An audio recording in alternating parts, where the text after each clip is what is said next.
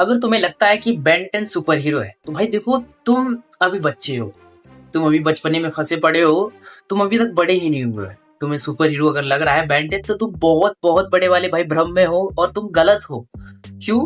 क्योंकि देखो यार, सुपर हीरो का मतलब तुम्हें पहले समझाना पड़ेगा कि एक्चुअल में सुपर हीरो के भाई क्या जिम्मेदारियां आती है और क्या चीजें वो होता है सुपर हीरो होने के बाद। और इसी की वजह से तुम्हारा डाउट क्लियर होगा कि बेन 10 सुपर हीरो नहीं है। तो देखो, मैं सबसे पहले अपने मार्वल का ही कंपेयर करेंगे भाई। क्यों? क्योंकि भाई मार्वल ऐसा है। तो देखो, मैं सबसे पहले बता दूं सुपर हीरो का मतलब क्या होता है। कि सुपर हीरो के साथ साथ भाई जिम्मेदारियां आती हैं। उन जिम्मेदारियों को निभाते हुए, अपने सुपर हीरो हीरी करते हुए भाई किस तरह वो सुपर हीरो भाई कुछ लोगों को बचा नहीं पाता है। अपने आंखों के सामने अपने को ही मरते हुए देखना, यही सुपर हीरो के भाई सबसे बड़ा अभिशाप और जिम्मेदारी है। और इस जिम्मेदारी को कभी नहीं पा पाता और उसके अंदर एक गिल्ट रहता है कि भाई मैं अपनों को और साथ में उस सामने को जो मेरे सामने मरा है मैं उसको नहीं बचा पाया। सुपर हीरो का मतलब यही होता है। और तुम्हें याद होगा अपने स्पाइडरमैन का भाई कि किस तरह भाई अपने ग्वेन को नहीं बचा पाया, अपने अंकल को नहीं बचा पाया। भाई क्या क्या चीजें, सॉरी ग्वेन बोल दिया मैंने, आंट, अपनी आंट को नहीं बचा पाया। और भाई अपना थॉर भाई किस तरह अपने लॉकी भाई को नहीं बचा पाया।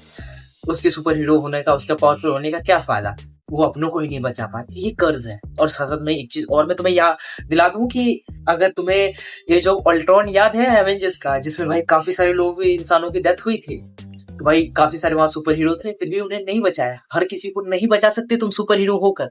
तो यही तो उनकी चीजें सुपर हीरो बनाती है, उन्हें उन्हें गिल्ट फील कराती है।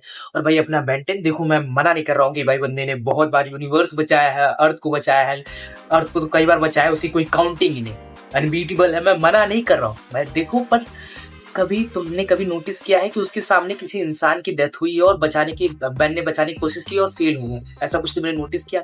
पूरी तुम्हारे पास क्लासिक है, ओमनीवर्स है, एलियन फोर्स है, अल्टीमेट है, किसी में तुमने ऐसा कुछ देखा कि भाई बेन 10 ने किसी इंसान को बचाने की कोशिश की हो और उसे बचा नहीं पाया और उसकी डेथ हो गई? इवन उसने जितने भी है सबने मतलब कि किसी न किसी उन इंसानों को बचा लिया। तुम्हें पूरे बेन 10 के सीरीज में तुम्हें किसी भी इंसान की डेथ होते हुए नहीं दिखेगा, किसी भी ने, वो भी बैन की वजह से या फिर ग्वेन की वजह से, अपने सुपर हीरो की वजह से नहीं। अगर वो पहले से मरा हो तो अलग बात है, बट तुम्हें किसी भी इंसान की डेथ नहीं दिखाएगी सुपर हीरो गिरी के चक्कर में, किसी की नहीं दिखाएगी। अब मैं इसका क्या मतलब निकालूं कि इसका मतलब ये है कि अपना बैन कभी सुपर हीरो है ही, वो सुपर हीरो होकर भी ना सुपर हीरो है, क्योंकि उसने कुछ चीजों को खोया नहीं है, कुछ चीजों वो नहीं किया है। अब खोने से मेरा कहने का मतलब ये है, उसके ग्रैंडफादर अभी भी जिंदा है, एज अ प्लम्बर जिंदा है, उसकी ग्रैंड सिस्टर जिंदा, उसकी मम्मी पापा।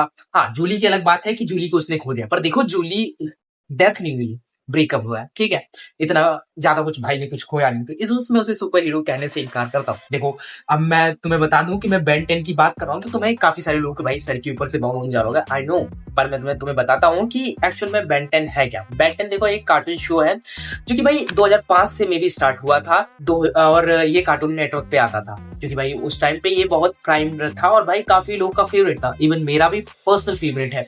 और पर्सनल फेवरेट होने का रीजन क्या है, इसका भाई कॉन्सेप्ट, क्योंकि भाई इसकी भाई कॉन्सेप्ट में भाई मल्टीवर्स वगैरह, सागा वगैरह जैसी चीजें हैं, ये भी इंट्रोडक्शन था। और मल्टीवर्स का सागा जो कि तुम अभी फिलहाल एवेंजर्स के जो मल्टीवर्स का यूनिवर्स अभी फिलहाल 2025 में जो चीजों पे जिनका बागडोर बन रहा है, वो हमने भाई अपने बचपन में ही भाई बेन 10 में वो मल्टीवर्स का कॉन्सेप्ट हमने देख रखा है।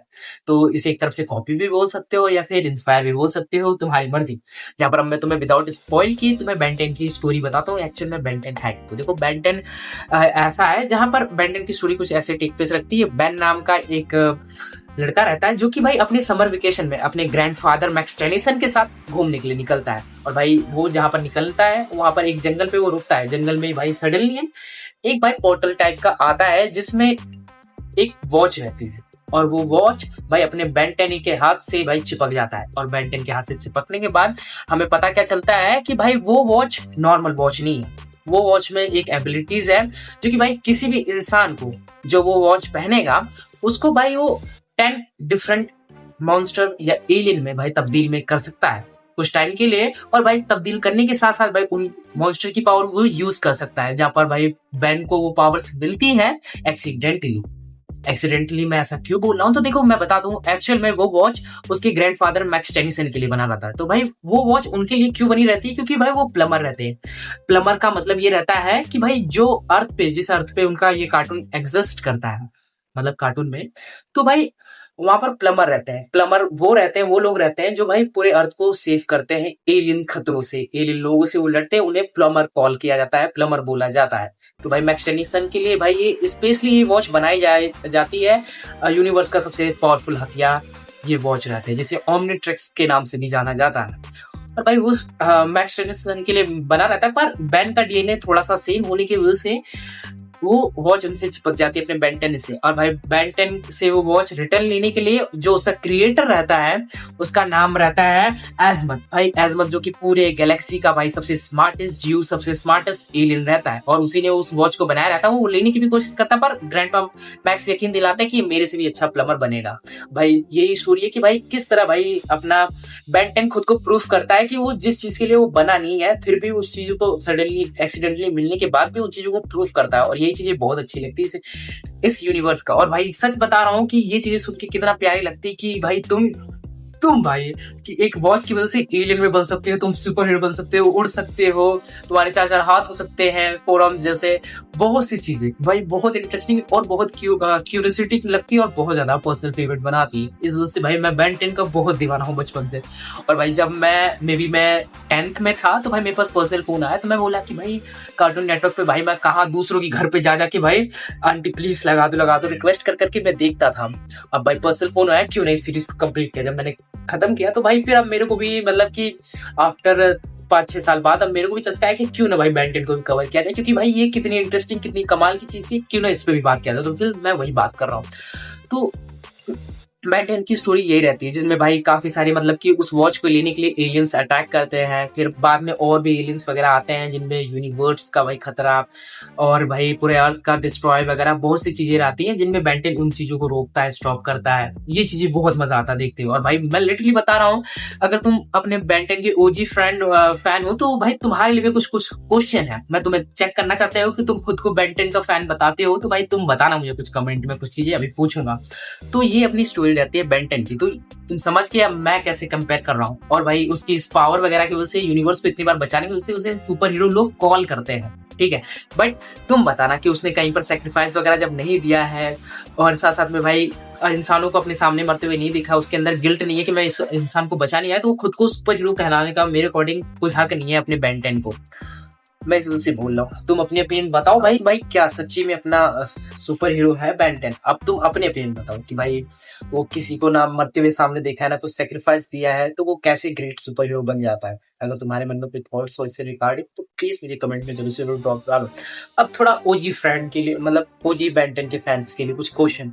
तो मुझे सबसे पहले एक बात बताओ कि कि बेन 10 का ऐसा कौन सा फेवरेट एलियन है जो कि भाई वो बहुत ज्यादा बनता है और उसको डिस्ट्रॉय भी खुद वो एलियन हो जाता है बार बार उसका यूज करने की वजह से, बट वो अपने अल्टीमेट में, एलियन फोर्स में, क्लासिक में वो बेन 10 का वो एलियन कहीं पर भी नहीं है। मुझे कमेंट में जरूर से जरूर ड्रॉप डाल के बताओ अगर तुम खुद को ओजी फ्रेंड मानते हो। और जहां पर मैं कुछ चीजें लेकर बोलूँ तो देखो, बेन 10 क्लासिक है, एलियन फोर्स है और अल्टीमेट, ये तीनों की तीनों जुड़ी है।